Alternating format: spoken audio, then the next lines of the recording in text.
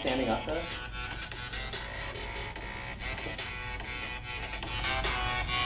All right, everybody.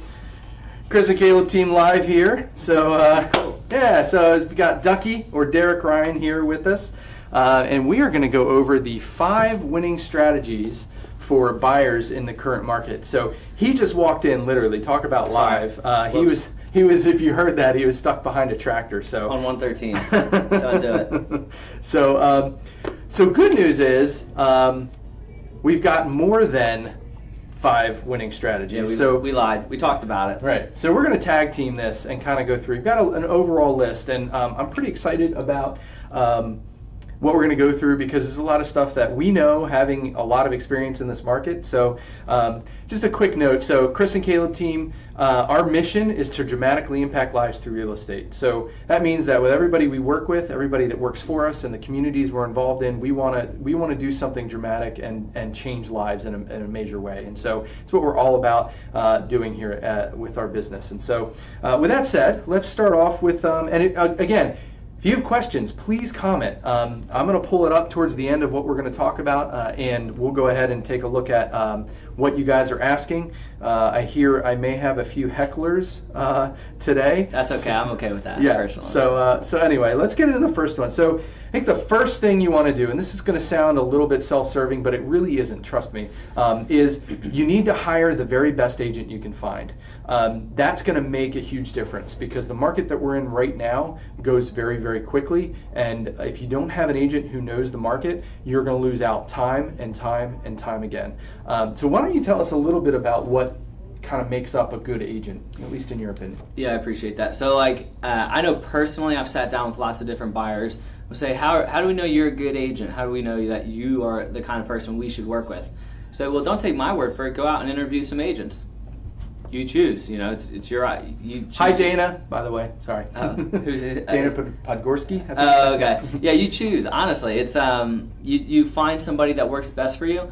3 criteria, I'd say: local, experienced, and reputable. So local, you don't want to have an agent who's from let's just say like State College representing you when you're trying to buy in Phoenixville, or somebody from New Jersey who's licensed in PA as well, who's trying to help you buy in Westchester. It's just, you want somebody who knows the market, knows what it's like, the statistics, all of that. Local, experienced, self-explanatory. You want somebody who has done business before. Just so you know, average age of a real estate agent in America is 57. Personally, I've been in this for 3 years. I'm 24. And by the end of this year, I will have helped probably about 150 or more people buy homes. And if you asked somebody who's been in the business for 30 years, and you're like, how many houses have you sold? And they say 30. Well, that's not a great statistic. So age isn't always the factor. That answers the experienced one. And then reputable, I would say you should have some type of idea of what they were like for someone else. I wouldn't always take anecdotal stories, word of mouth. There's been several situations over this past year where somebody has chosen to go with another agent, and that agent ends up dropping the ball in a major way, and they come back to our team or myself. I would say check out reviews on Zillow, Facebook, Angie's List, any of those types of things where you can find more information about the team or the person you're working with. Yeah. Scooch over a little bit so we can show us. No, it's all right. I don't want them to see my desk. That's dirty. So he's right about this reviews. I don't know about you guys, but when I go to buy something either from Amazon or even like locally at Best Buy, the camera you're using right now, I bought at Best Buy this past weekend, and I looked up the reviews on Amazon, and they were good. So same thing goes with agents or any service provider. Look up reviews and see what people are saying about them. So cool. All right. So next one is know what you're getting into. And here's what we mean by that. The market right now is moving very, very quickly, depending on where you're looking at. In Chester County, anything east of like Coatesville City moves very, very quick. If it's west of there's pockets that move quickly, but not quite as quickly. So if you're buying in Westchester, for instance, in like the $300 to $450 price range, you know that the moment, probably not even the moment a home hits the market, but like even before the home hits the market, it's probably going to get snapped up. So if those are the conditions you're entering into, you really need to make sure that you're fully prepared to do that, and mentally as well as like having all your ducks in a row for the most part. So so know what you're getting into. Did you have anything to add to that? Yeah, let me just check this real quick. Talk about live. So I wonder if it was somebody who's who's actually watching. Anyway, so yeah, I would say, personal experience, if some of my clients are watching this, there was one, this has happened a bunch of times, but the one in particular, they had over 50 showings within a couple hours of it coming onto the market. It sounds crazy, but it's true. Over 50 showings, and they had 7 offers within the first 24 hours. Somebody probably ended up paying cash, probably over asking price. It's wild. So that being said, it's very, very, very important to know, just have that mindset that hey, I'm shopping, and that's going to lead us into the next couple of things about shopping, having money in your pocket versus window shopping when we're talking about lenders and whatnot, and then also talking about being prepared. So. All right. Well, and to go back to the previous point about having a good agent's going to draw out of you what you're looking for, which is the next point. Clearly know what you want.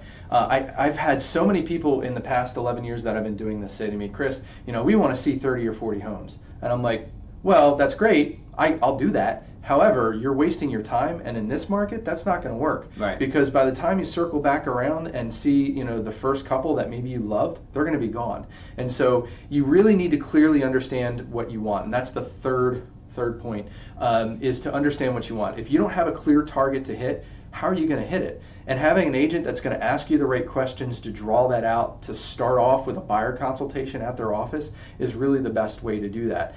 There's been, I don't know about you, but there's been plenty of times where I sat down with couples, and I ask one of them, hey, what do you think about having a fireplace or a deck or something like that? They're like, oh yeah, I want this. I want a wood stove with a wood fireplace or whatever. And the other partner's like, what? I didn't know I don't want that. What are you talking about? Or I want to be in the woods. No, I don't want to be in the woods. Yeah. And there's a fight, and I'm like, oh, this is awkward. There's gonna be a degree of if it's a couple, if you're an individual buying, great, you just got you.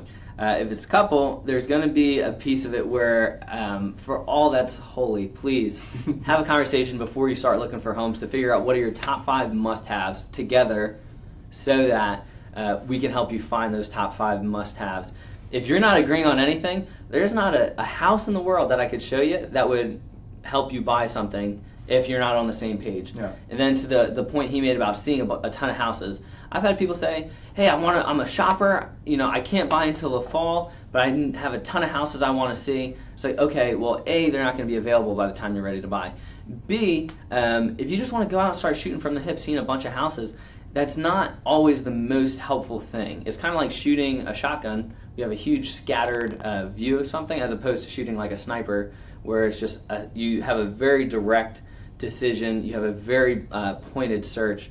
And when it comes back to that thing about the agent, he mentioned have an experienced agent who will draw something out of you. I would very, very, very strongly recommend choose an agent that's going to insist on having what we call a buyer consultation or buyer appointment. Well, they'll sit you down, whether it's at a Starbucks or in the office, and go through your top 5 minimum wants and needs, so that he can help you search, or she can help you search effectively, instead of just going out there and seeing stuff right away. Because they don't know you from Adam, probably, and they're not going to be able to help you find that. So another quick point is, if you meet somebody at an open house, don't just go out and see a million houses. Insist that they sit down with you for coffee, help you find something. And understand correctly. All right, so we're 8 minutes into this, so I'm going to speed things up. I know, time flies.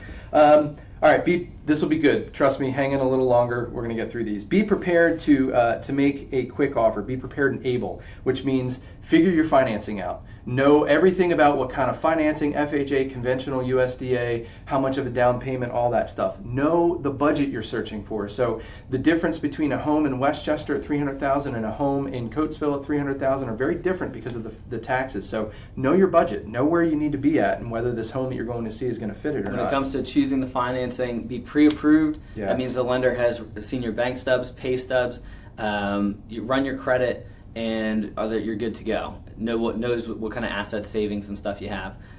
You're going to want to be shopping, instead of window shopping, like, I don't know if we can buy this. You want to have money in your pocket, ready to go by the time you go out and see houses. Don't see anything without being pre-approved. That's right. It's like a ticket to get into a sports game, an Eagles game. You have a ticket and you can go. Without that ticket, the pre-approval, you can't even get into the game. You're behind the 8 ball. Right. if there's others who need to see it, let's say you're a first-time buyer or whatever, and there's parents, grandparents, aunts, and uncles that need to see it. Uncle Bill down the street. That's right. You make sure that I actually have an Uncle Bill. I don't know if you know that. But I didn't. Anyway, It's kind of he's a good dude. Anyway, make sure that they're with you the first time you go and see it. And if a home comes on the market and they're selling quickly and they can't see it till the weekend, they can wait until the inspections to see the home. Go see it. Right. Don't wait.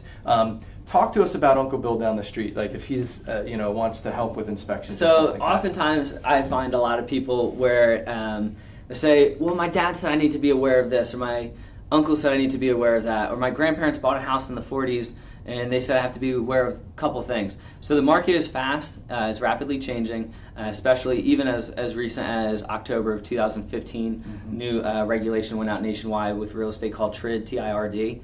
And then before that, you had the recession and a whole re-regulation of things. So there's been a lot of changes. Be aware of that. When it comes to Uncle Bill, mm-hmm. if Uncle Bill or your dad or whoever it is a computer tech, they're not going to be the best person to give you advice on radon remediation or a termite situation or your inspections. That being said, if they're a contractor, they're probably a pretty good asset to have in your corner. Just make sure you talk to the experts, you listen to the experts. We'll refer you to the experts. I'm also not an expert in termite stuff and radon remediation. So. You did say asset, right? Asset. Yes, asset. Just making sure. Sorry. Sorry if I'm mumbling. That's all right. All right. So this is going to be number 4. Don't lowball or nickel and dime. That's just in this market, it's not going to work. So that's pretty quick, straightforward. Many areas in Chester County are selling for about 98% of the asking price if it's a nice home. So if you're like, okay, cool, it's listed for $200,000, I'm going to come in around $150. See what I'm going to get. Probably not going to happen. 98% of the asking price means it's going to, if it's $200,000, it'll sell somewhere between 96 to 195 or 196 to 200,000. Right. It's a competitive situation most of the time. If it's nice. Right. So know your comps. Your agent can definitely help you with that. So this is 1, 2, 3, 4, 5, 6. Know what the seller's looking for. So your agent should be able to call the seller's agent and say, hey, what's important to the sellers? It's not always price. Sometimes it's maybe they want to sell it to a couple like them when they were buying a home, or maybe they want to move sooner than later, or maybe they want a lot of time to find another house before to get comfortable with all that. It's not always about money. So make sure you understand what the seller's looking for. I actually had a client recently purchase a home about 3 weeks ago where there's multiple offers, and the main difference between my client and the other buyer was that my client was a mom with a family and looking to just find a place that they can settle down. And the sellers were like, okay, great, I think it was maybe an investor, somebody else they were going against, who may have had a stronger offer, I don't know. But the agent told me specifically that the reason they chose us was because they knew the situation we were coming from and appealed to what the seller had to offer. Number 7, have a strong buyer's financial information sheet. So as BFI. Yeah, BFI. Now that's not something you can change midstream. You either have the funds or you don't. But just ask your agent how to write it to make it as strong as possible, because most of the time the seller should be looking for that sheet. And if yours is better than the next person, that's going to help you as well. It basically shows the seller who they're working with. Mm-hmm. You won't always need to put all of your assets. A little diction there. All of your assets down on the sheet. However, in competitive offer situations, it's helpful. It is, absolutely. Work with a really, so this is number 8, I think. Work with a really good loan person. Don't do Quicken. Oh, gosh, I'm sorry for interrupting. Yeah. Don't do Quicken and try not to go with big banks. Yeah. Local experienced, non-big bank mortgage lenders. Yeah. I always like to say, look, if you go to settlement and you can put your hands on their neck if they screw something up and strangle them, that's a good thing. But there's bigger banks that won't be here for settlement. You're just another number to them. And our experience anyway with them is that they don't come through real well on tight deadlines or the details. And so if you had somebody local, like some of the folks we work with, you're going to be very well taken care of, and you're going to glide into settlement with no stress, very easy. In an hour, you're in and out, and you're ready to go. I could literally talk for an hour on this particular point. I've had clients just this year, they went with a lender we didn't recommend. They found them online, and they said that they were going to give them a good deal. I looked at the numbers, and I was like, wait a second, their interest rate's about 0.75 of a percentage point higher, which comes out to about, for the house that they were buying, about $80,000 more over 30 years. Mm-hmm. So a big chunk of money. And the lender promised this, promised that. They were nice, and they were so kind to us, and they just walked us through everything. and they overpromised, underdelivered, and they almost lost the deal 3 times. And they ended up bringing a ton of money extra for all these added fees and expenses that they weren't originally disclosed on. Big banks oftentimes, I think of like cattle, is like they're just pushing them to the slaughterhouse kind of, and some will pop out on the other side. It's like that corral, I don't know how to describe it, but they're just like pushing. Some will come out. A lot of times the deals fall apart because the lender isn't good, or they just wrongly pre-approve somebody who shouldn't be qualified to do something. Right. All right, so we're 15 minutes in. So I'm going to say at this point, we've got a few more even better ninja tricks that I'm not going to share on here.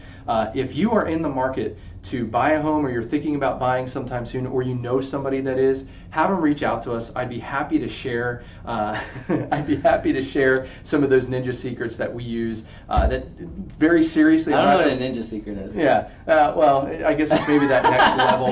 No, I know. We got lots of more. Yeah, we do. But we would love to share those with you. So reach out to us. You can message us or give us a call at 484-696-4833, and we'll help you out as best we can. So with that said, this is Chris. This is Duck. We'll see you on the flip side. Is it off now? Nope. When is it off? I think it's off now.